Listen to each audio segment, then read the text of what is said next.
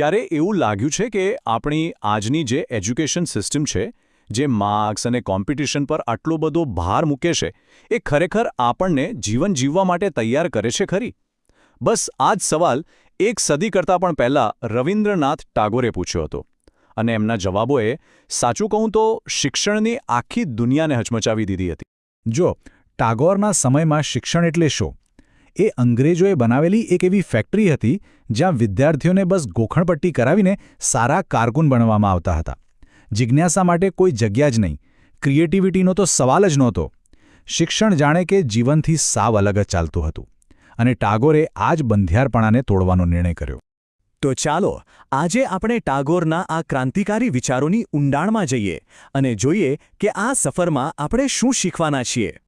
તો પછી આ જે બંધિયાર સિસ્ટમ હતી એનો ટાગોર પાસે શું જવાબ હતો?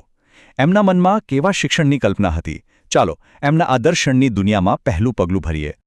આ સવાલનો જવાબ ખુદ ટાગોરે પોતાના શબ્દોમાં બહુ જ સુંદર રીતે આપ્યો છે. આનો અર્થ બહુ ઊંડો છે હો, એટલે કે વાત ખાલી પુસ્તકોમાંથી વનસ્પતિશાસ્ત્રના સિદ્ધાંતો ગોખી નાખવાની નથી, પણ બગીચામાં એક છોડ વાવીને એને મોટો થતો જોઈને એ વનસ્પતિને સાચે જ સમજવાની છે. શિક્ષણ એટલે માહિતીનો ઢગલો નહીં, પણ જ્ઞાનનો જીવનમાં ઉપયોગ. અને આજ તો સૌથી મોટો ફરક છે. ટાગોર માટે શિક્ષણનો હેતુ ખાલી એક સારી નોકરી મેળવીને પૈસા કમાવાનો બિલકુલ નહોતો. એમનો ધ્યેય તો એક એવા સંપૂર્ણ મનુષ્યનું નિર્માણ કરવાનો હતો જે બૌદ્ધિક રીતે, ભાવનાત્મક રીતે અને આધ્યાત્મિક રીતે વિકસિત હોય, જે જીવનને એની સમગ્રતામાં સમજી શકે. તો સવાલ એ થાય કે આવો સર્વાંગી વિકાસ કેવી રીતે શક્ય બને?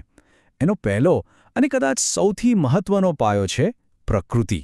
ટેગોરનું તો સ્પષ્ટ માનવું હતું કે સાચો ક્લાસરૂમ 4 દિવાલોની વચ્ચે નહીં, પણ ખુલ્લા આકાશ નીચે, ઝાડની નીચે હોય છે. અને આ જ વિચારને હકીકતમાં બદલવા તેમણે શાંતિનિકેતનની સ્થાપના કરી. ત્યાં આજે પણ વર્ગો વૃક્ષોની છાયામાં લેવાય છે, જ્યાં ભણતર કોઈ સજા નહીં, પણ એક મજાનો અનુભવ છે. જરા વિચારો તો, પક્ષીઓનો કલરવ સાંભળીને સંગીત શીખવું કે પછી નદીના પ્રવાહને જોઈને ગતિના નિયમો સમજવા. અરે જ્યારે પ્રકૃતિ પોતે જ આપણી શિક્ષક બની જાય ત્યારે જ્ઞાન પુસ્તકોના પાનામાંથી નીકળીને સીધું આપણા આત્મામાં ઉતરી જાય છે. પ્રકૃતિના સાથની સાથે બીજું શું જરૂરી છે? એક એવું તત્વ જેના વગર સાચું જ્ઞાન શક્ય જ નથી, અને એ છે સ્વતંત્રતા. આ વાક્ય બહુ જ શક્તિશાળી છે. ટાગોર માટે સ્વતંત્રતા એ શિક્ષણનું પરિણામ નહોતું, એ તો શિક્ષણની પહેલી શરત હતી. કારણ કે એક બંધાયેલું, ડરેલું મન ક્યારેય કંઈક નવું વિચારી કે સર્જી જ ન શકે, ખરું ને?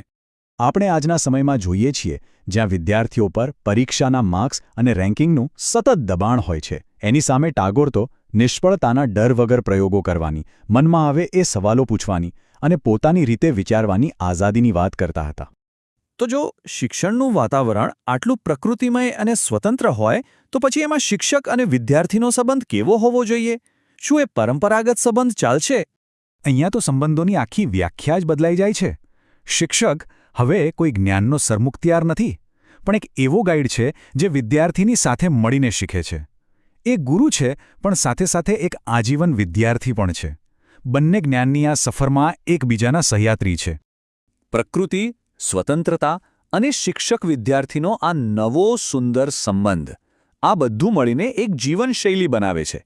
એક એવું શક્તિશાળી સૂત્ર જે ટાગોરના સંપૂર્ણ દર્શનનો સારાંશ છે. આ માત્ર એક વાક્ય નથી, આ એક જીવન મંત્ર છે. ભૌતિક સુખો અને દેખાડાની પાછળ દોડવાને બદલે આપણી જરૂરિયાતો ઓછી રાખીને બૌદ્ધિક, કલાત્મક અને આધ્યાત્મિક રીતે સમૃદ્ધ જીવન જીવવું.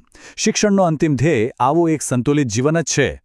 તો ટૂંકમાં કહીએ તો ટાગોરનું આ દર્શન આપણને એક એવી બ્લુપ્રિન્ટ આપે છે જે માત્ર એક કાર્યક્ષમ કર્મચારી નહીં, પણ એક સંપૂર્ણ, વિચારશીલ અને સંવેદનશીલ માણસનું નિર્માણ કરે. આ સદી જૂના વિચારો આજે પણ એટલા જ લાગુ પડે છે. તો સવાલ એ છે કે આપણે આ વિચારોને આજના શિક્ષણમાં કેવી રીતે અપનાવી શકીએ? કદાચ તેનો જવાબ પ્રોજેક્ટ આધારિત શિક્ષણમાં હોય, કે પછી વિદ્યાર્થીઓના માનસિક સ્વાસ્થ્ય પર વધુ ધ્યાન આપવામાં. વિચારવા જેવું છે, ખરું ને?